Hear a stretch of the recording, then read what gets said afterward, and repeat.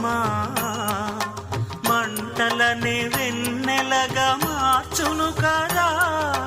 గాలికి గంధము పూయడమే పూలకు తెలిసిన ప్రేమ సుధా. రాలిన పూల జ్ఞాపకమే కాలము చదివే ప్రేమ కథ. ప్రియమైన కనవారి సుఖ శాంతులే కోరి మురిసేటి గుణమే ప్రేమ.